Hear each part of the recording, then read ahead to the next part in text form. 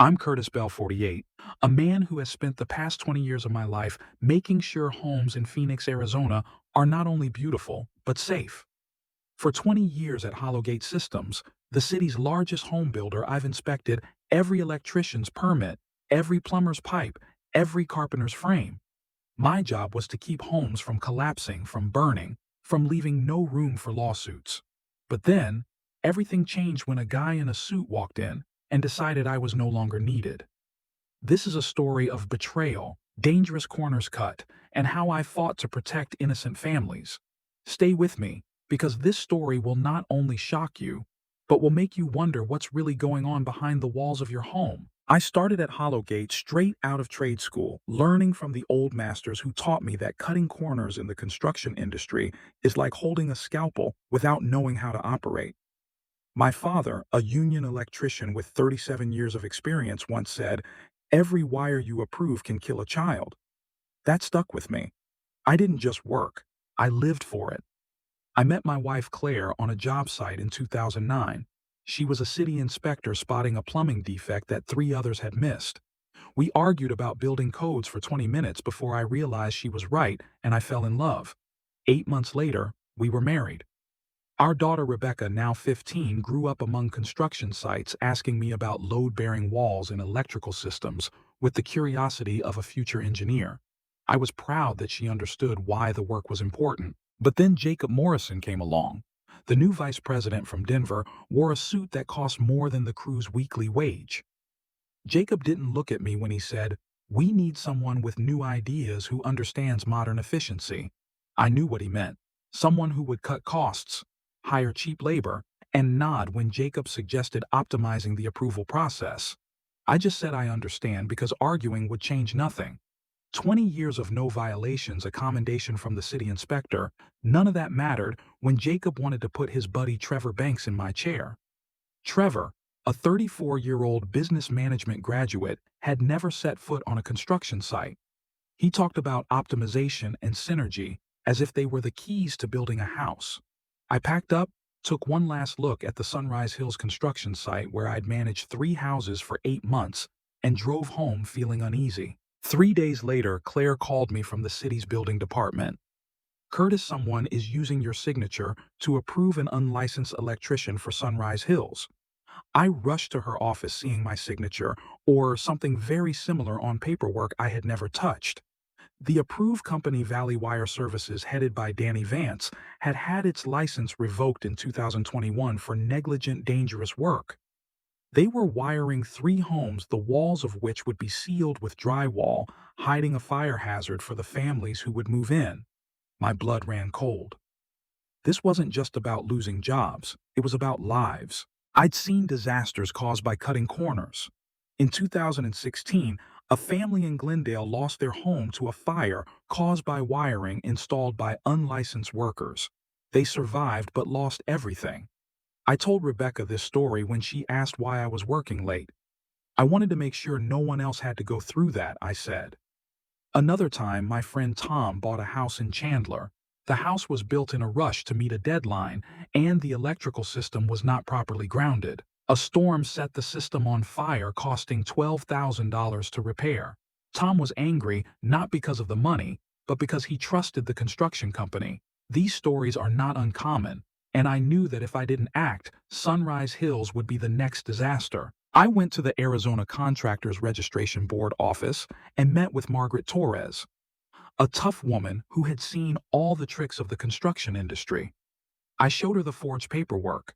"They replaced you 3 days ago, but they used your name on the paperwork yesterday." Margaret asked, making notes in her notebook. "How long has Trevor Banks been in construction?" "Never that I know of," I replied. Margaret promised a surprise inspection. If violations were found, the project would be red flagged. Work stopped immediately. I drove home thinking about Lot 6, where the wiring was being installed by a guy who wasn't qualified to put up Christmas lights. A few days later, Margaret called at 6:30 a.m. "Curtis, come to Sunrise Hills in an hour, bring your paperwork." I arrived at the site where 3 state vehicles were parked, inspectors, with clipboards and cameras. Trevor sat in his trailer, pale-faced, facing 2 inspectors. Margaret showed me 3 sets of paperwork, all bearing my forged signature approving Valley Wire for lots 6, 9, and 12. They said you approved them all, she said. I'd never heard of Valley Wire until 3 days ago, I replied. Inspector Rodriguez, a veteran, handed me a hard hat. Come with us. Point out what you see. Lot 6 was a mess. The electrical box was installed incorrectly. The wires were too small for the circuits. The splices were wrapped in tape instead of standard connectors. Lot 9 was worse. The main electrical panel violated 6 codes. The circuits were overloaded and the grounding was incorrect. Lot 12 was not finished yet, but it was also riddled with errors. How long will it take to fix? I asked Rodriguez. 6 weeks at best if you can find a good guy. If you're unlucky, you'll have to tear down the wall and start over. The project was red-tagged. Danny Vance was referred to the Attorney General for working without a permit and forging documents. Trevor was suspended, and I saw him realize that his first week as supervisor might be his last. That afternoon, the Hollowgate office was abuzz. Jacob closed the door to his office, but I heard him on the phone explaining to headquarters. Bill Santos, the senior project manager, patted me on the shoulder. Curtis, how did you know Trevor's electrician was a fraud? I shrugged. Heard about the inspection this morning. Too bad they found violations. Bill laughed, knowing I hadn't finished. Margaret called later, offering me a job as a consultant for the remediation team at $300 a day for 6 to 8 weeks. I did the math, at least $18,000, 3 months more than my old salary. More importantly, I was dealing with state inspectors, not business school grads. At home, I told Claire about the inspection and the consulting job. Rebecca, who was chopping peppers, looked up. Dad, did your replacement screw it up? Claire cautioned me about her language but laughed. Yeah, they screwed up big time, I said. Good, Rebecca said. I don't like that Jacob guy. He was rude to you at the company picnic. She was astute, picking up on Jacob's attitude before I did. That night, I got a text message from an unknown number. Curtis, this is Danny Vance. Need to talk about the inspection. Can we meet? I showed it to Claire. The unlicensed electrician wants to see you. Probably. I forwarded the message to Margaret, noting the forger is in direct contact with me. Margaret responded immediately. Don't meet. Screenshot all communications. Probably witness tampering. Witness tampering. I hadn't thought about it, but Danny was clearly more worried than losing his job. He feared prosecution.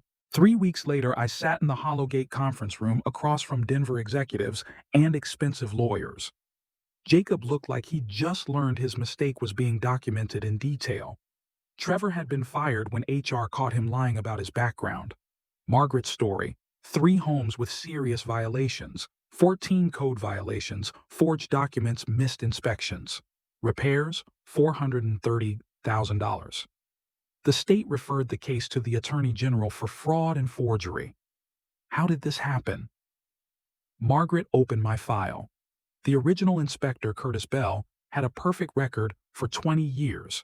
He was replaced with someone who had no experience, didn't check permits, approved blatantly fake paperwork. Jacob tried to say, "We're implementing new efficiency protocols."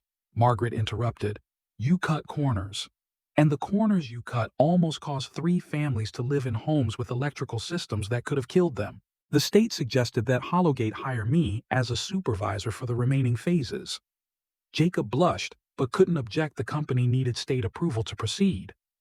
6 months later, I was the regional compliance manager, managing 3 projects, earning more than ever. Danny Vance got 6 months in jail for fraud, permanently banned from working as an electrician. Trevor sold insurance in Tucson, wiping 2 weeks of construction work off his resume. Jacob was fired when the company realized his efficiency had cost more than my entire career. Rebecca came into my office one afternoon looking at the construction site. Dad, my engineering professor, said that people who do it right the first time don't get famous, but those who fix other people's mistakes get promoted. I laughed. Smart professor, she added. She should have said the best revenge comes with proper paperwork and state compliance. I laughed, but she was right. Driving home, I passed Sunrise Hills. 3 families had moved into homes we had renovated in 2 months, the safest homes in Arizona, every wire, every joint up to standard. Doing the right thing takes time, but it's always worth it. After the Arizona construction conference, I received more emails from contractors and builders asking for advice on how to handle difficult situations on the job site. One said his boss had asked him to skip a plumbing inspection to speed up the process, and he refused, using me as an example. I told them Curtis Bell had gone up against the whole company and won, he wrote. I smiled as I read, but I also felt a greater sense of responsibility. I wasn't just working for myself anymore.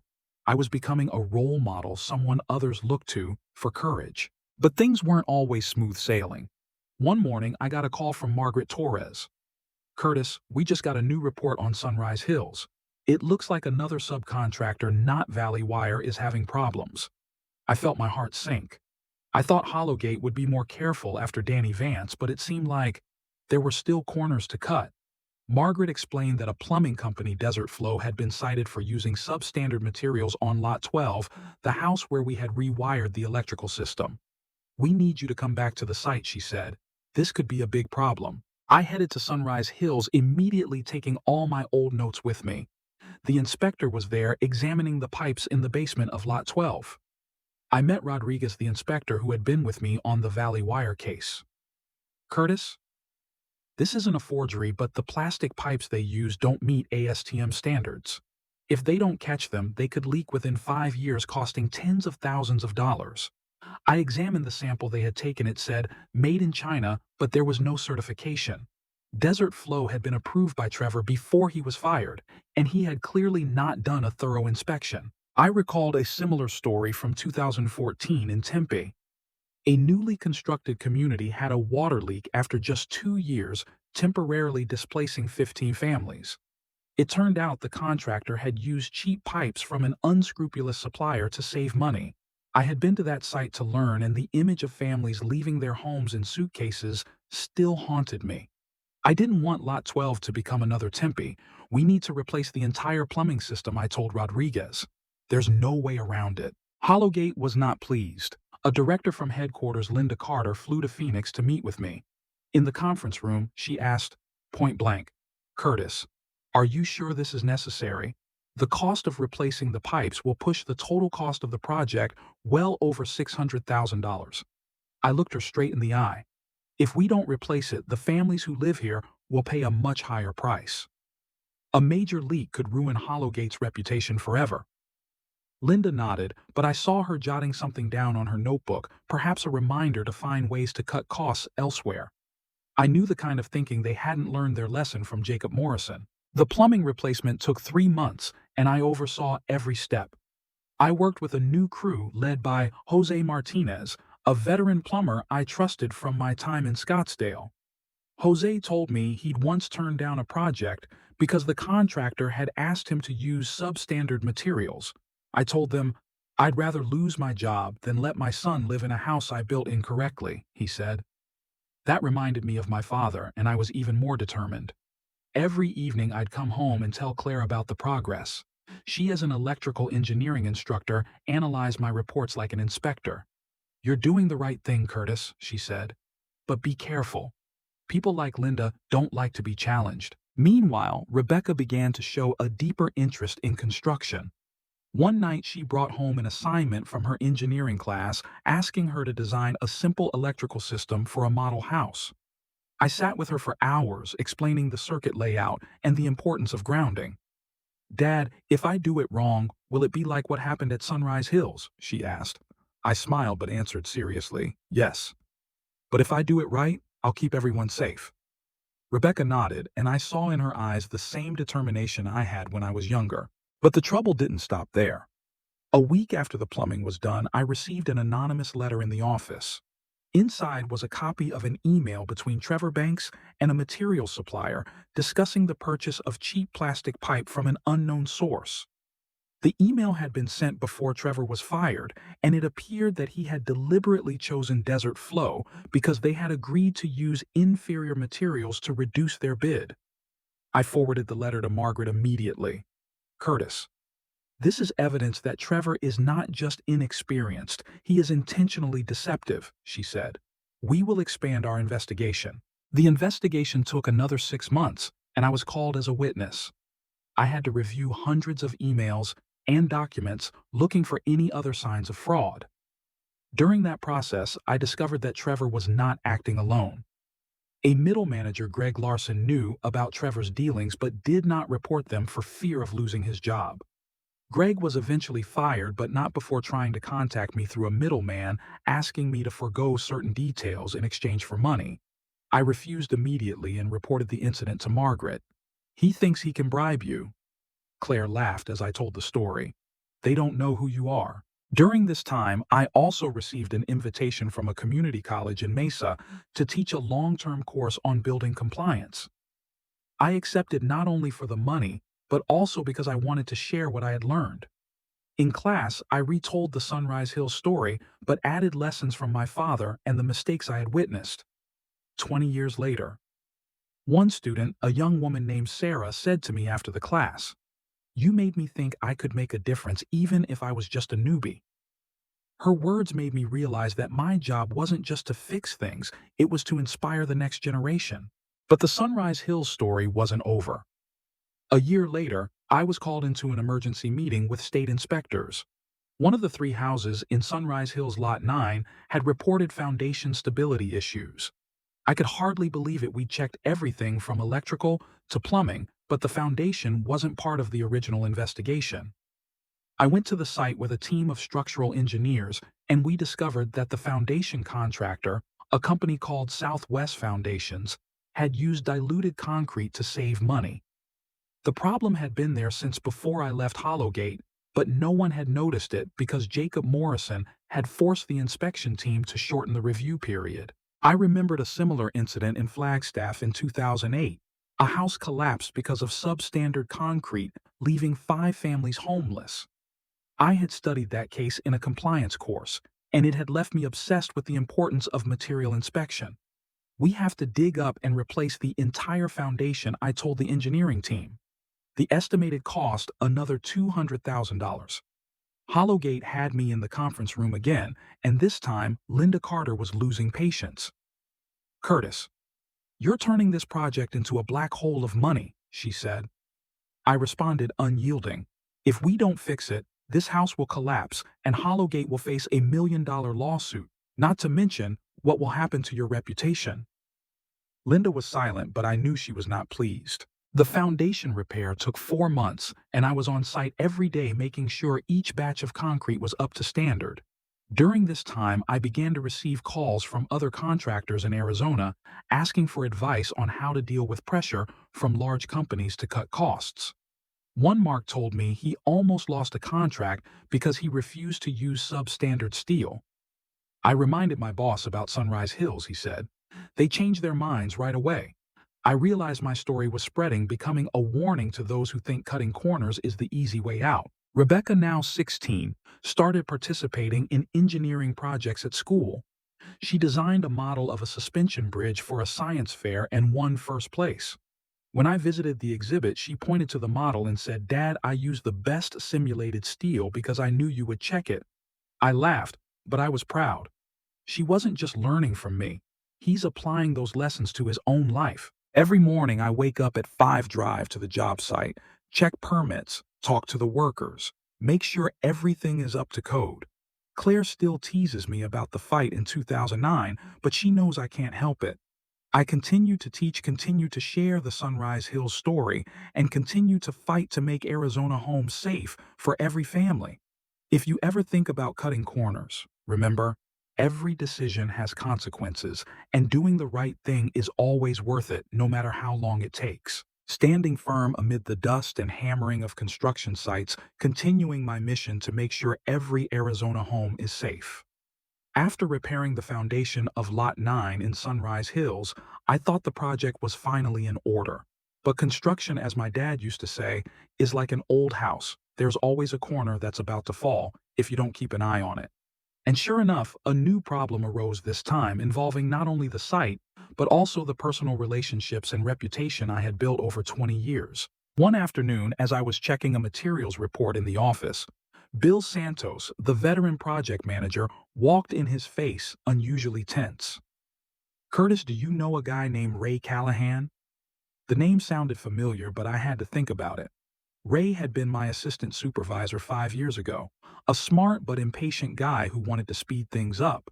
He had left Hollowgate after a fight with me over my refusal to approve an electrical contractor with a shady record. "What's wrong with Ray?" I asked. Bill handed me a piece of paper, a newspaper article from a local Mesa newspaper. The headline chilled me. Former Hollowgate employee accuses company of forcing unlicensed work. The article quoted Ray Callahan, now a manager at a small construction company in Mesa. He claimed that Hollowgate under managers like Jacob Morrison had pressured employees to approve substandard contractors to save money. Ray didn't mention me directly, but he implied that veteran supervisors like me had been forced or replaced when they refused to comply. I felt the blood rush to my face. Ray was twisting the truth, turning my story into a publicity stunt. "What does he want?" I said to Bill. "Revenge, I guess," Bill replied. "Or trying to make a big deal out of it. Contracts from Hollowgate's competitors." I immediately called Margaret Torres, sent her the article, and explained about Ray. "Curtis, this could complicate the ongoing investigation," she said. "If Callahan comes forward with evidence, real or fake, the state will have to open a new line of investigation. Do you have any records of your time with him?" Luckily, I'm a careful person. I kept all the emails, meeting notes, and reports from those years. I spent the night going through boxes of documents in the garage, looking for anything related to Ray. I found an email he sent in 2017, complaining that I was too rigid in not allowing an electrical contractor to work without the latest safety certification. I responded explaining that the code was not negotiable. The email was proof that I had never forced him to do anything wrong. The next day, I met Margaret at the contractor's registration board office. I gave her all the documents along with a detailed summary of Ray's time working under me. "If Callahan wants to play this game, he'll have to face the truth," Margaret said, flipping through the papers. She decided to subpoena Ray for questioning and asked me to be prepared to testify if necessary. I agreed, but I couldn't help but worry. Ray wasn't just a former co-worker career. He was someone I had trained, someone I thought had potential if I learned. The fact that he had turned around and twisted the truth made me feel betrayed all over again. While waiting for the investigation into Ray, I continued working on Sunrise Hills and 2 other projects I oversaw as regional compliance director. One day, while I was inspecting the fire protection system at a new construction site in Tempe, I got a call from an unknown number. "Curtis Bell. This is Pamela Wright, a reporter for the Arizona Republic. I'm writing about compliance issues in the construction industry in Phoenix, and I heard you were involved in the Sunrise Hills case. Would you like to share?" I hesitated. I didn't like the press didn't want my name on the front page. But I also knew that if I said no, Ray Callahan could control the story. "I'll think about it," I said, and asked to meet her in a week. I told Claire that night. She, with the sharp mind of an engineering professor, was quick to analyze. "If you don't tell someone else, we'll tell it for you. And it may not be true. But if you do tell, control the story. Tell about Sunrise Hills, about how you protect families, but don't let your emotions get in the way." Claire was always right about these things. I called Pamela back and agreed to meet at a coffee shop in downtown Phoenix. During the interview, I told her the whole story, from being replaced by Jacob Morrison to the forged signature to how I was working with the state to fix the problem. I emphasized that my job wasn't to be famous, but to make sure no family had to live in a dangerous home. Pamela took notes, and I was impressed. "Mr. Bell, do you know that you're becoming a symbol of integrity in this industry?" she asked. I laughed. "I'm just doing my job." Pamela's article was published 2 weeks later under the headline, "The Unsung Hero, a Supervisor Fights for Home Safety." The article not only told the Sunrise Hills story, but also addressed systemic problems in Arizona's construction industry, such as pressure to cut costs and lack of oversight. My name appeared alongside praise from Margaret Torres and Bill Santos. Ray Callahan was mentioned briefly, with a note that he was under investigation for unverified allegations. I breathed a sigh of relief, but knew Ray wouldn't stop easily. Sure enough, a month later, Ray filed a formal complaint with the contractor's registration board, alleging that I had created a toxic work environment while he was at Hollowgate, forcing him to approve substandard contractors. I almost laughed at his brazenness, but I was also worried. Such accusations, however unfounded, could damage my reputation, especially as I was building my reputation as a lecturer and speaker. I met with Margaret, immediately showing her old emails and reports. "Curtis, he's trying to throw a curveball," she said. "We'll handle it. But be prepared. Callahan could drag this out." To cope, I began working with a lawyer, David Klein, who specialized in construction disputes. David looked over my file and smiled. "Curtis, you are the most meticulous person I have ever met. Your file is as tight as a properly built house." He helped me draft a formal response to Ray's complaint, along with dozens of documents proving that I had followed the code. Meanwhile, I continued teaching at the community college. One evening, after telling the class the Sunrise Hills story, a student named Miguel came up to me. "Sir, I worked for a company that asked me to overlook a plumbing problem. I refused, and they fired me. What do you think I should do?" I looked at him, seeing myself 20 years ago. "Document everything I said. Get a lawyer, report it to the state, and never let them make you feel like you're doing the right thing." Ray's investigation dragged on for 3 more months, and he eventually dropped the complaint when he couldn't provide evidence. Margaret called to tell me the news, adding that Ray had been fired from his new company for deliberately misrepresenting himself to a client. "He dug his own grave," she said. I was relieved, but not surprised. Construction is a small world, and people like Ray can't hide forever. During this time, Rebecca continued to make me proud. She enrolled in a summer course in construction engineering at the University of Arizona, and I drove her to Tucson every week.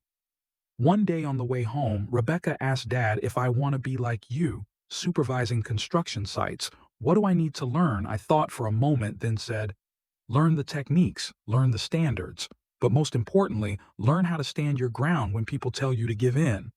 Rebecca nodded, and I knew she could do it. I also began to receive invitations from building associations in Nevada and New Mexico to share my story. One time at a conference in Las Vegas, I met a contractor named Ellen Harper, who had lost her company to a corner-cutting partner similar to Jacob Morrison.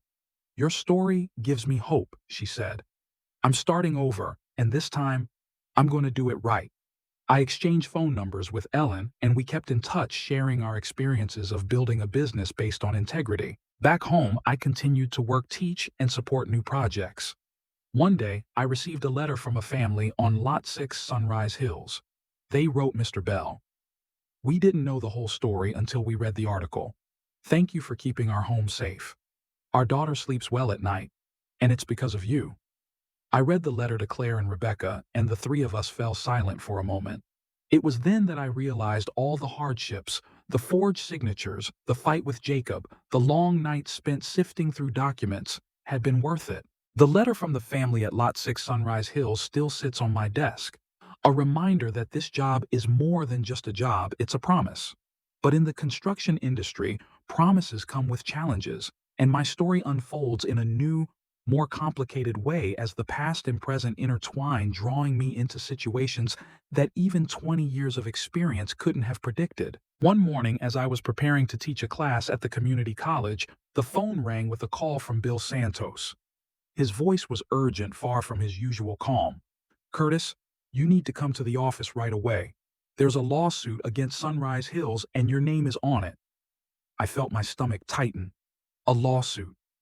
After all I had done to right the wrongs of Jacob Morrison and Trevor Banks, I drove to Hollowgate headquarters, my mind racing with a dozen theories. When I entered the conference room, I saw Linda Carter, the head of the headquarters, along with a corporate attorney named Michael Reynolds, and a stranger in a gray suit who introduced himself as Stephen Holt, the attorney representing a group of residents in Sunrise Hills. Stephen didn't beat around the bush. "Mr. Bell, we're representing 3 families in lots 6, 9, and 12. They're suing Hollowgate for safety risks from substandard electrical and plumbing, and they're claiming that you, as the original compliance supervisor, are partly responsible for not stopping the problem in the first place." I was stunned. I, the one who had turned the company upside down to expose the forged signatures, who had worked with the state inspector to fix everything, was now being sued by the very families I had protected. I was replaced before any of this happened, I said, trying to keep my cool. I was the one who reported the violations and made sure the homes were safe. Stephen nodded, but his eyes were cold. We understand, but the families believe that if you had been more careful from the start, these costly repairs would not have been necessary. Linda Carter interjected, her voice sharp. Curtis, we will support you in your lawsuit, but you need to provide all the documentation related to your time managing the project. We don't want this to affect the company any further. I looked at her, realizing that Hollowgate wasn't interested in protecting me. They were just protecting their reputation and their wallets. I agreed to provide the documents, but I knew I needed to do more. I called David Klein, my attorney, and told him the whole story. They're trying to pin the blame on you to reduce the company's liability, David said. But you have an advantage. Your record is spotless. We'll fight back. I spent the next week with David preparing a detailed account of my every move at Sunrise Hills. I went through every email, every report, every meeting, note from my 8 months managing the project. I even found he cared. I had protected my reputation, and more importantly, I had kept my faith. Rebecca, now 17, began applying to colleges, aiming for a degree in civil engineering. One evening, she sat with Claire and me, showing off a letter of recommendation from her engineering teacher. She wrote that I was inspired by my dad, who taught me that engineering wasn't just about building, it was about building right, Rebecca said. Claire held my hand under the table, and I knew that all the struggles I'd gone through had been worth it for this moment. The Sunrise Hills lawsuit was settled, my reputation was protected, and Rebecca was preparing for her future. But the construction industry had a way of pulling me back into new challenges. What I thought was a chapter closed turned out to be just the beginning of a chain of events that would leave me facing both my past and new threats, all of which hinged on the lessons of integrity I'd lived my life to uphold. Early one morning, as I was checking on the progress of a new project in Scottsdale, the phone rang with a call from Margaret Torres. Her voice was serious, as if she were trying to contain her frustration. Curtis, we just got a report from an inspector in Chandler. It appears that a company called Red Rock Builders is using several subcontractors who worked for Hollowgate, including one involved in Sunrise Hills. I paused, trying to remember. Who do you mean? Margaret sighed. Danny Vance. He wasn't directly involved, but there's evidence that he was secretly consulting for Red Rock using a fake name to get around the state's ban. I felt my blood boil. Danny Vance, the unlicensed electrician who had forged my signature and nearly left 3 families living in dangerous homes, was here again. I thought 6 months in jail and a permanent ban would put him out of the construction business, but apparently he hadn't given up. What's he doing for Red Rock? I asked. Margaret explained that Red Rock was building a 20-unit residential complex in Chandler, and an inspector had noticed irregularities in the electrical system, bad wiring, sloppy connections that were Danny's style. We need you to come take a look, she said. You know Vance's work better than anyone. I drove to Chandler, immediately carrying a file of Danny's old violations. When I arrived at the site, I saw a familiar scene: half-built houses, busy workers, and a rush, as if someone was trying to get things done before the inspector arrived. I met the state inspector, a woman named Carla Nguyen, who showed me an improperly installed electrical box. Look at this, Curtis, she said. The wires are too small, they don't have the right connectors, and there's no sign of any inspection.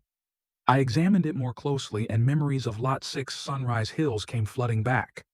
This was the hallmark of Danny Vance: careless, dangerous, and completely unconventional. Who approved the electrical contractor for this project? I asked Carla. She handed me a set of papers, and my heart skipped a beat when I saw the supervisor's name: Ray Callahan. Ray, my former assistant, the one who had denounced Hollowgate in the papers and filed a complaint against me, was now working for Red Rock. I couldn't believe the coincidence. Ray and Danny, the 2 people who had caused me trouble, were now working on the same project. I called Margaret immediately and reported what I had seen. Curtis, this is more serious than I thought, she said. If Callahan knows Vance is working undercover and doesn't report it, he could lose his license. I'm sending an investigator out right away. While I waited for the investigator to arrive, I decided to find out more for myself. I reached out to Jose Martinez, the veteran plumber who had helped me with the Lot 12 repairs. Jose had a large network of contacts in the Arizona construction industry, and I knew he could dig up information. Curtis, I hear Red Rock is in financial trouble, Jose said when we met at a diner in Tempe. They hire guys like Vance because he does cheap work, and Callahan probably agreed because he needed the money to pay off his debts after his old company went bankrupt. I nodded, but I suspected Ray was more than just looking for money. He had a grudge against me, and working with Danny might be a way to get even. I remembered a story from 2010 when I was an assistant supervisor. A company in Mesa went bankrupt after hiring unlicensed workers to save money only to be fined millions of dollars by the state for safety violations. I had been to the scene to learn, and the images of workers losing their jobs and families losing their homes were still fresh in my mind. Red Rock was on the same path, and I couldn't let Chandler become another Mesa. I sent a detailed report to Margaret listing all the similarities between Danny's work at Sunrise Hills and what I had seen in Chandler. If Callahan is covering for Vance, we need to catch him, I wrote. A few days later, the state investigation team made a surprise inspection of the Red Rock construction site. I was invited along as a consultant. I arrived and I saw Ray standing next to a group of workers, his face pale as he recognized me. Inspector Carla asked to see the electrical contractor's license, and Ray produced a set of papers under the name of a company I had never heard of, Southwest Power Solutions. I did a quick check on my phone, and as expected, the company was not real, just a front for Danny Vance. Ray, you know who this guy is, right? I asked, my voice calm but sharp. Ray avoided my eyes. I just approve based on the paperwork. The inspection lasted all day and the results were disastrous. The electrical systems in 5 homes were red flagged for serious violations: substandard wiring, improperly installed boxes, no inspections. The inspector found emails between Ray and an anonymous account, which turned out to be Danny's, discussing keeping costs low by skipping inspections. Margaret called me soon after. Curtis Callahan is suspended, and we're referring Vance to the Attorney General again. He won't get away with it this time. I was relieved, but I knew this was going to be a long one. Meanwhile, I got a call from Pamela Wright, a reporter for the Arizona Republic. Curtis, I heard about Red Rock. I'd like to do a follow-up story on you, focusing on how you prevent construction disasters before they happen. I agreed, but this time asked Pamela to interview Jose Martinez and Ellen Harper, as well, to make it clear that this wasn't just my story. It was the story of a community of safety-minded people. The story ran under the headline, Safety Gatekeeper Curtis Bell and the Fight Against Corner Cutting in Arizona. The article was a big hit, and I started getting requests from local TV stations to share the story, but not everyone was happy. One evening, while I was having dinner with Claire and Rebecca, I received an anonymous text message. Stop poking your nose into other people's business, Bell, or you'll regret it. Claire looked at me worried. What are you going to do? I took a screenshot of the message and sent it to Margaret. I'll keep doing my job, I said. They can't scare me. Margaret replied immediately. This could be Callahan or Vance. Don't answer and call the police if there are more messages. I did so, knowing that my work was making some people nervous, and that was a sign I was on the right track. Rebecca, with the acumen of a teenager, sensed my stress. One evening, she brought in an engineering drawing she'd done for class, a simulation of a house with a perfect electrical system. Dad, I did this based on what you taught me, she said. If I make a mistake, you'll check, right? I laughed, hugging her. Yes, and I'll always check for you and everyone else.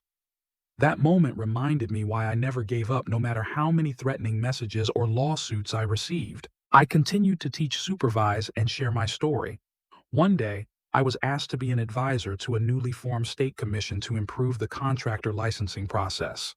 I worked with Margaret and other inspectors, proposing stricter regulations to prevent people like Danny Vance from getting around the law.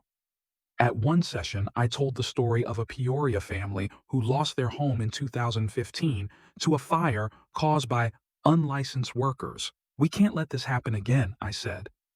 The commission agreed, and I felt like I was making real change. The Red Rock Builders affair and Danny Vance's return, along with Ray Callahan's involvement, made me realize that the construction industry is never short of shady business lurking behind contracts and permits.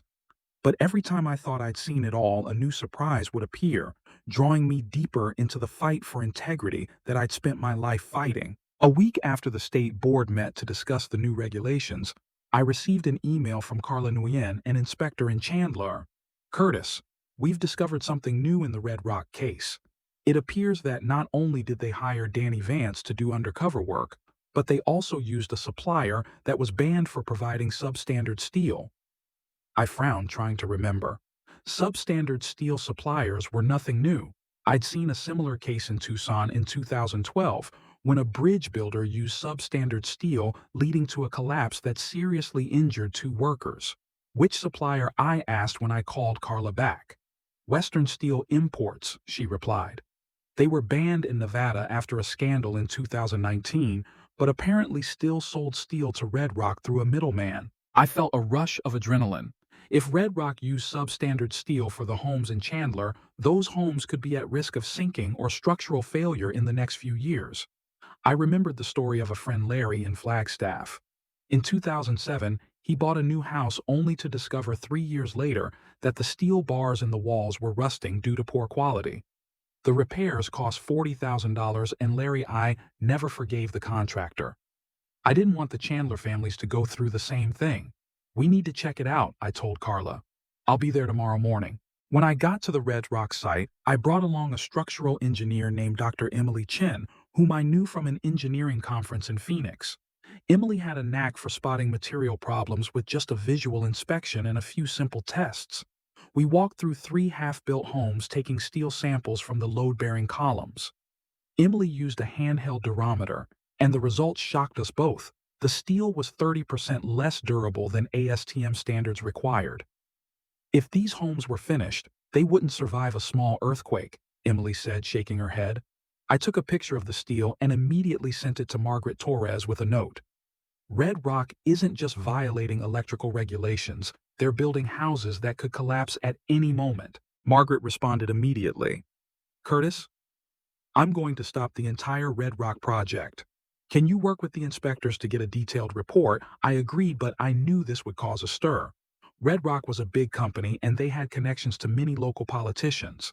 I called David Klein, my attorney, to prepare for the possibility that the company would fight back. "Curtis, you're stirring up a hornet's nest," David said. "But with this evidence, they can't deny it. Just keep it all documented." I smiled. Documentation was my specialty. As the inspectors began their thorough inspection of the Red Rock project, I received a surprise call from Bill Santos. "Curtis, you wouldn't believe this. I just heard from a friend in the Mesa City office. Linda Carter is trying to get Red Rock's sentence reduced, and she referred to you as a problem that needs to be dealt with." I was stunned. Linda, who had reluctantly thanked me in the Hollowgate memo, was now secretly working against me, I told Claire that night, and she frowned. "She's afraid you'll expose other Hollowgate mistakes," Claire said. "You need to be careful, Curtis. People like Linda don't play fair." I decided to confront Linda directly. I arranged to meet her at Hollowgate headquarters, bringing a stack of documents about Red Rock and their violations. In the conference room, I got straight to the point. "Linda, I hear you're trying to play it safe for Red Rock.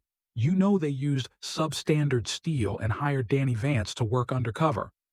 If you cover this up, Hollowgate will be implicated when the scandal breaks." Linda paled but quickly regained her composure. "Curtis, you're wrong. I'm just trying to protect the Arizona construction industry from unnecessary litigation." I shook my head. Protecting the construction industry means putting safety first, not saving violators. I left the meeting knowing I had made an enemy of Linda, but I had no choice. A few days later, the Red Rock project was completely red-flagged. 20 homes were stopped, and the company faced a $1.2 million fine from the state. Ray Callahan was permanently stripped of his permit after admitting he knew about the defective steel and failed to report it. Danny Vance was indicted on another fraud charge, this time facing 3 years in prison.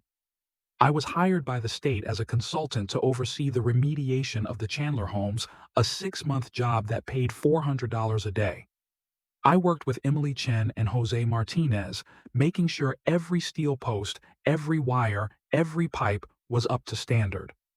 I went home exhausted, but satisfied every night knowing I had prevented another disaster. But the storm was not over. One morning while I was teaching at the community college, a new student named Kevin came up to me after class. "Mr. Bell, I used to work for Red Rock," he said, his voice shaking. "I know something about Linda Carter." I sat Kevin down and he told me a story that sent chills down my spine. According to Kevin, Linda had met privately with Red Rock's director before the project was inspected, promising to take care of the inspectors if the company agreed to share profits from another project in Scottsdale. "I have a recording," Kevin said, pulling out his phone. "I recorded the meeting because I didn't trust them." I listened to the recording, and as Kevin had said, Linda's voice was clear, discussing keeping the inspectors in check in exchange for 10% of the profits. I felt both angry and disappointed. Linda wasn't just an irresponsible director, she was corrupt. I called Margaret and David right away and forwarded the recording to them. "Curtis, this is a bombshell," David said, "but we need to verify the source before we act." Margaret agreed, and the state opened a secret investigation of Linda Carter, with me as the main witness. While I was investigating, I continued my work in Chandler, but I couldn't help but feel the pressure. One night, I got another text message from an unknown number. "Bell, you think you're smart, but you're digging yourself into a hole. Give it up." I took a screenshot and sent it to Margaret, but this time I also reported it to her. Phoenix Police. They sent a police officer, Sergeant Ryan Lopez, to see me. Ryan checked the messages and said it could be someone from Red Rock or connected to Carter. "We'll keep an eye on it, but you should install security cameras at home." Claire was worried, but Rebecca, with the courage of youth, said, "Dad, just do your job. They're just threatening because they're scared." I held her, knowing I couldn't stop. Linda's investigation lasted 4 months, and she was eventually fired when the state verified Kevin's recording. Linda faced bribery charges, and Hollowgate had to publicly apologize for her behavior. I was offered the job of the company's national compliance director, a new position created to ensure that no one like Linda could ever do harm again. I accepted, but only on the condition that I be free to report directly to the state if I found any violations. Hollowgate accepted, and I began a new chapter overseeing projects from Arizona to Texas. Rebecca, now in college, sent me a photo from her dorm standing next to her first engineering model. A miniature house with perfect electrical wiring. "Thank you, Dad, for teaching me how to do things right," she wrote. Claire hung the photo in her living room next to the letter from the Thompsons. Every time I look at it, I'm reminded that every challenge, from forged signatures to lawsuits to threatening messages, was worth it. My new role as Hollowgate's National Compliance Director has taken me to new places, from the deserts of Arizona to the vast plains of Texas. But my focus remains on ensuring that each home is built not just to live in, but to protect. The Linda Carter and Red Rock Builders case may have seemed like a tumultuous chapter, but in the construction industry, every time you think you can rest, a new challenge pops up, forcing me to dig deeper into the past and confront unexpected connections. One afternoon, as I was reviewing a report from a project in Dallas, the phone rang with a call from Margaret Torres. Her voice had a familiar urgency. "Curtis, we just got a complaint from a project in El Paso. It seems that some of the subcontractors who worked with Red Rock have switched to a new company, and they are making the same mistakes: sloppy materials, no inspection permits." I frowned, feeling like history was rewriting itself. "Who do you suspect is behind it?" I asked. Margaret hesitated. "We're not sure, but there's a name on the paperwork: Greg Larson. He appears to be consulting for this company despite his license being revoked." Greg Larson, the name, made me shudder. He was the mid-level manager who had taken kickbacks from Desert Flow, covering up the violations at Sunrise Hills until they were exposed. I thought he'd left the industry after being fired and facing criminal charges, but Greg clearly had remarkable resilience, or at least the nerve to keep going. "What's the name of this company?" I asked. "Horizon Construction," Margaret replied. "They're building a 30-unit residential complex in El Paso, and the local inspector found substandard steel and concrete." Curtis, we need you there. You know Larson's work better than anyone. I booked a flight that night, unable to shake the feeling of unease. On the flight to El Paso, I recalled a 2009 incident in Yuma where a house had collapsed because of diluted concrete. I'd taken a compliance course shortly after that incident, and the image of families watching their homes crumble still haunted me. If Greg Larson was up to his old tricks, I needed to stop him before another disaster occurred.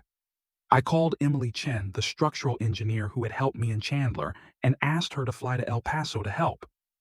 Curtis, I'll bring all the testing equipment, Emily said. If there's any bad steel or concrete, we'll find it. When I arrived at the Horizon construction site, I found a chaotic scene. Workers rushing around trucks carrying materials coming and going, and a sense of tension as if someone knew the inspector was coming. Emily and I began testing right away, taking samples of concrete from the foundation and steel from the load-bearing columns. The results were as expected. The concrete had too much sand, which reduced its strength, and the steel showed signs of premature rust, failing to meet ASTM standards. This wasn't an accidental defect, Emily said, pointing to the concrete sample. Someone diluted it to save money. I took pictures of everything and sent them to Margaret with a note. Greg Larson is here, and he didn't learn anything from Sunrise Hills. While waiting for the state inspectors to arrive, I decided to find out more about Horizon Construction. I contacted Jose Martinez, who always had inside information about the construction industry. In a phone call, Jose revealed Curtis Horizon was founded by a guy named Paul Whitaker, who was Linda Carter's business partner before she joined Hollowgate. There are rumors that Whitaker was helping Carter launder money from construction contracts before she was fired. I was stunned. Could Linda Carter, who had left Hollowgate, still be behind these violations? I passed the information on to David Klein, my attorney, and he agreed to look further into Whitaker and Carter's connection. The next day, state inspectors came to the Horizon site, and I went with them. We found not only problems with the concrete and steel, but also with the electrical system: wrong size wires, sloppy connections, no inspection permits. I recognized Danny Vance's style immediately, though I had no direct evidence that he was there. When I questioned the site supervisor, a nervous man named Tom Reynolds, he admitted that he had hired an outside consultant named Greg Larson to optimize costs. Greg said we could save 20% by using cheaper materials, Tom said, his voice shaking. I shook my head. You know, Greg lost his license for fraud, right? Tom blanched, clearly unaware of Greg's past. The inspection lasted 3 days and the results were disastrous. 15 of the 30 homes were red flagged for serious violations. Horizon Construction faced a $2 million fine, and the project was indefinitely suspended. Greg Larson was brought in for questioning, but he disappeared before the inspectors could find him. Margaret called me soon after. Curtis, we've put out a warrant for Larson's arrest for violating his restraining order. But here's another thing: we found emails between Larson and Paul Whitaker discussing wire transfers to an offshore account. It looks like Whitaker is really behind it. I felt like I was walking into a maze. Linda Carter, Paul Whitaker, Greg Larson, and possibly Danny Vance, all linked in a web of corruption that I had unwittingly tapped into. I met with David Klein in El Paso to discuss strategy. Curtis, we need to coordinate with the FBI, David said. If Whitaker and Carter are laundering money, this isn't just a building violation, it's a federal crime. I agreed, knowing that this would land me in a much bigger fight than I'd ever faced. Margaret arranged for me to meet with FBI Special Agent Sarah Mitchell, a sharp woman with 15 years of experience investigating financial crimes. Sarah heard me out Sunrise Hills Red Rock Horizon and reviewed the documents I provided. Mr. Bell, you're a key piece to this, she said. But I need you to keep digging, especially on Whitaker. I returned to work, but now with a new mission to gather evidence on Paul Whitaker. I began contacting former contractors who had worked with Horizon, hoping to find someone willing to talk. One Miguel Torres agreed to meet me at a coffee shop in El Paso. Miguel had been an electrician for Horizon, but had quit when he discovered the company was using substandard wiring. I heard Whitaker on the phone with a woman, Miguel said. They mentioned Linda and a project in Scottsdale. I wasn't sure, but I wrote some of it down because I didn't trust them. Miguel gave me a short recording in which Whitaker's voice was clear, saying, "Linda, we need to move the Scottsdale project forward before the inspectors smell anything." I passed the recording to Sarah Mitchell, who confirmed it was vital evidence. Meanwhile, I continued to monitor Hollowgate's projects, but I couldn't help but feel pressure from all sides. One night while I was reviewing reports at the El Paso hotel, I received an anonymous call. "Bell, you think you can destroy everything, but you won't live to see it." The voice was distorted, but I knew it was no joke. I immediately alerted Sarah Mitchell and Sergeant Ryan Lopez, who had been monitoring the threatening messages. Ryan stepped up patrols around my house in Phoenix, and Claire grew more nervous than ever. "Curtis, I know you have to do this, but I'm scared," she said. Rebecca, her usual strong-willed self, held her mother's hand and said, "Mom, Dad will be fine. He always does the right thing, and we're here with him." Her words gave me the strength to keep going. The Whitaker investigation lasted 6 months, and I worked closely with the FBI, providing emails, reports, and testimony from witnesses like Miguel. Whitaker was eventually arrested at the Dallas airport as he tried to flee to Mexico. Linda Carter was brought back for questioning, and she admitted to taking money from Whitaker to cover up Horizon's violations. Both faced money laundering and fraud charges, and the Arizona construction industry was rocked by the scandal. I was called to testify at the trial, where I told the whole story, from the forged signatures at Sunrise Hills to the web of corruption I helped expose. After the trial, I returned to Phoenix exhausted but proud. Rebecca, now a freshman in civil engineering, called me from college to congratulate me. "Dad, I told your story to my engineering class, and the professor said you should write a book." I laughed. "Maybe someday, honey." Claire hosted a family dinner, inviting Jose Martinez and Emily Chen to thank them for their support. During the meal, Jose raised his glass to Curtis, who never gave up, even when the world was against him. Everyone gathered. Oh, but I saw Claire's eyes sparkle with pride. Amidst the sunny Arizona construction sites, where every brick, every wire was a pledge to the families who trusted the construction industry. The Paul Whitaker and Linda Carter case had rocked Arizona's construction industry, thrusting me into the headlines and turning me into an unlikely symbol of integrity. But I wasn't here to seek fame. I was here to ensure that no house was built on lies.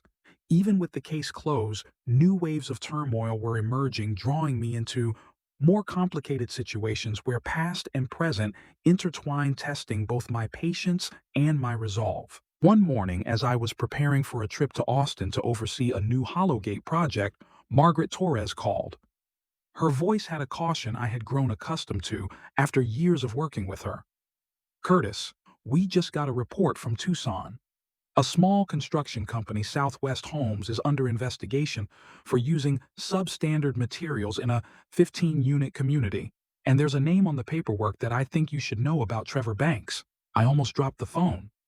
Trevor Banks, the guy with the MBA who replaced me at Sunrise Hills, approved Danny Vance, and caused the disaster, now showed up. "What's he doing in Tucson?" I asked. Margaret sighed. "He claims to be a part-time consultant, but the inspector suspects he was behind the selection of the material supplier." "Curtis, can you come check it out?" "No one knows Banks's ways better than you." I canceled my trip to Austin and drove straight to Tucson, carrying a suitcase full of documents about Trevor's past violations. On the way, I recalled a 2013 incident in Gilbert where a housing complex was forced to be demolished because of substandard bricks, costing 10 families their investment. I had studied that case in a compliance course, and the memory of home buyers crying over the rubble still made me shudder. If Trevor was making the same mistake in Tucson, I needed to act fast. I called Emily Chen, the structural engineer, and asked her to get involved. "Curtis, I'll bring the compression tester," Emily said.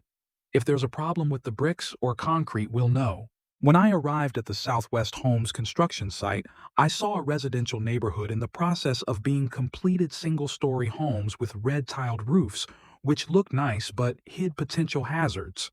I met the state inspector, a man named Marcus Reed, who pointed out a cracked wall on Lot 3. "Look, Curtis," Marcus said, tapping on the wall. "The bricks crumbled like cookies. We tested them and found they didn't meet ASTM standards for compressive strength." Emily took samples of the bricks and concrete, and the results confirmed the worst. The bricks were 40% less durable than required, and the concrete showed signs of being adulterated to reduce costs. If these houses were sold, they would collapse within 10 years, Emily said, shaking her head. I asked Marcus, who approved the material supplier. He handed me a set of papers, and as Margaret had predicted, Trevor Banks's name appeared as technical consultant. I smirked. Trevor knew nothing about engineering, but he was clearly good at convincing gullible people. I took a photo of the papers and sent them to Margaret with a note. Banks is up to his old tricks. We need to check the entire project. Margaret replied promptly. Curtis, I'll have an investigation team by tomorrow morning. You stay in Tucson and coordinate with Marcus, okay? That night I stayed in a small hotel in Tucson, going through old files on Trevor. I found an email he'd sent to Jacob Morrison last year before he'd been fired, boasting about finding a cheap supplier for Sunrise Hills. The email didn't directly involve Tucson, but it showed a pattern of Trevor's behavior, always going for the cheapest option, no matter the consequences. I sent the email to David Klein, my attorney, and asked if we could use it to hold Trevor accountable. Curtis, this is circumstantial evidence, but it's very useful, David replied. If we can prove that Banks intentionally chose substandard materials, he's not going to get away with it. The next morning, state inspectors came to the Southwest Homes construction site, and I went with them. We inspected each home, took more samples of materials, and interviewed workers. A mason named Diego Lopez pulled me aside and whispered, Mr. Bell, I know you from Sunrise Hills. I didn't want any trouble, but Mr. Banks told us to use cheap bricks because nobody would inspect. I refused, and they threatened to fire me. I thanked Diego and took down his statement, promising to defend him if necessary. Diego's testimony was a crucial piece of the puzzle, proving that Trevor was not only careless, but also willful. The inspection lasted a week and the results were shocking. 12 of the 15 homes were red-tagged for substandard bricks and concrete. Southwest Homes faced a $1.5 million fine, and the project was suspended. Trevor Banks was summoned for questioning, but he refused to appear. Through his attorney, he said he was only advising, not making decisions. I wasn't surprised. Trevor was always good at passing the buck, but I was determined not to let him off the hook. I worked with Marcus and Margaret to gather more evidence, including emails between Trevor and the brick supplier in which he asked for maximum discounts by getting creative with the material composition. During my investigation, I received a call from Pamela Wright, a reporter for the Arizona Republic. Curtis, I hear you're in Tucson on a big case. I want to do a series on compliance issues in the construction industry, and you're at the center of it. Would you like to be on television? I hesitated. I didn't like the spotlight, but I knew this was an opportunity to warn the public about dangers like Trevor Banks. I agreed to a live interview on the local news along with Margaret and Emily. In the interview, I recounted the story from Sunrise Hills to Tucson, emphasizing that corner cutting wasn't just a technical issue, it was a moral one. Every bad brick is a family in danger, I said. We have to stop it before it's too late. The interview resonated, and I began receiving letters from Tucson homebuyers thanking me for preventing a disaster. One from the Garcia family, who had almost bought a house on Lot 5, touched my heart. Mr. Bell, we saved our whole lives to buy that house. Without you, we would have lost everything. Thank you. I read the letter to Claire and Rebecca over FaceTime, and Rebecca beamed. Dad, I'll tell you this in engineering class. You're a superhero. I laughed, but inside I was proud that she understood the value of doing the right thing. But not everything was smooth sailing. One night while I was in Tucson, I received an anonymous email with the subject line, "Get out, Bell, or your family will pay." Attached was a photo of Rebecca walking from the university library. My heart stopped. I called Claire immediately and asked her to take Rebecca home and lock the door. Then I contacted Sergeant Ryan Lopez and Agent Sarah Mitchell, sending them the email and the photo.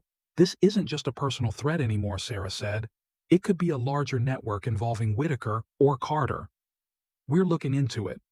Ryan sent a patrol to protect my house, and I flew back to Phoenix immediately to be with my family. Claire hugged me tightly as I walked into the house, and Rebecca, though trying to be strong, was clearly shocked. Dad, why are they doing this? I'm just going to school. I took her hand. They're scared of you because you're spilling the beans. but I promise I'll keep you and Mom safe. I installed security cameras around the house and hired a security company to monitor Rebecca while she was at school. Although it was expensive, I wasn't taking any chances with my family. Sarah Mitchell later confirmed that the emails came from an encrypted server, but the FBI was looking for them. "Curtis, you need to keep coming forward," she said. "Every piece of evidence you find brings us closer to dismantling this network." I returned to Tucson determined not to let my fear stop me. I worked with Diego Lopez and other workers gathering more testimony about Trevor Banks. Another construction worker, Anna Morales, revealed that Trevor had bragged about learning how to circumvent the law from a man named Greg Larson. I passed this information on to Margaret, and she confirmed that the FBI was looking for Greg, who was believed to be hiding in Mexico. "Curtis, you're shaking up the industry," Margaret said. "But be careful. People like Larson and Banks don't give up easily." Meanwhile, I continued to teach and oversee Hollowgate projects. One evening, I was invited by a university in Phoenix to speak at a student engineering conference. I told my story from Sunrise Hills to Tucson and emphasized the importance of ethics in engineering. A student named Jamal asked, "Sir, if your boss told you to ignore mistakes, what would you do?" I smiled. "Document everything, report it to the proper authorities, and stand your ground. If I can do it, you can do it." Jamal nodded, and I saw the determination in his eyes like Rebecca's. The Southwest Homes investigation dragged on for 5 more months, and Trevor Banks was eventually indicted for fraud and safety violations. He received 2 years in prison and was permanently banned from working in the construction industry. The Tucson project was assigned to a new company, and I was hired as a consultant to ensure that every home was properly repaired. I worked with Emily and Jose inspecting every brick, every batch of concrete, and felt relieved to see families begin to move into safe homes. I'm still here driving through sandy roads, inspecting construction sites, teaching and fighting for a cleaner construction world. My father was right. Build it well, and it will last. I built my life on integrity, and though the road is treacherous, I keep going. If you think doing the right thing is hard, remember, it is the only thing that leaves a mark.